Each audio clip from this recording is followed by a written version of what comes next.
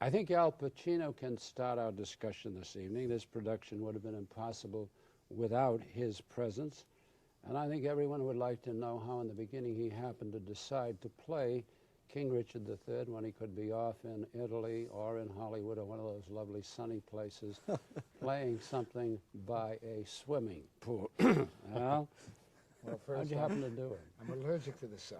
I, Well, I've always wanted to do Shakespeare, and I thought it was optional whether I did Richard or Hamlet or Iago in Othello.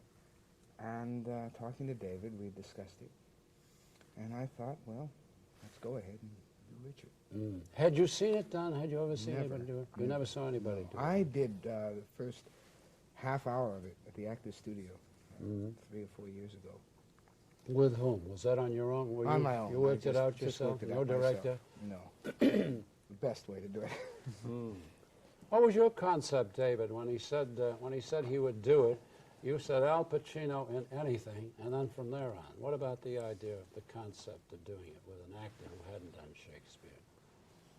Well, I did think that the peculiar combination of values required by Richard III are very hard to come by, and that Al has them. You have to have a marvelous sense of humor for the in order to get to the audience. On the other hand, you have to have a great motor for subjective response, and that's there has to be a demon that gets to the works his way towards the crowd, and on the other hand, there has to be someone who's able to talk with an audience and enjoy himself hugely along the way. And I thought, where else can we find such a person? So. What about the language, Al? Did you work on it at all? I mean, in the fact that it is Shakespearean language, and you've always worked in prose and modern contemporary. I've always loved language. You see, I've always wanted to do a language play. I even found in the realistic plays I did, when I had enough to say, it would get my motor going. And I've always wanted to do that. I remember years ago just going over soliloquies of Hamlet and Macbeth, and just doing them in my room or anywhere I could. When I did scenes in acting class, I would usually pick scenes that were from Shakespeare. I just love the word. I've always loved it. And I've never had an opportunity to do it professionally. But language is something I always felt can be helpful. A lot of actors feel that language is something you go to.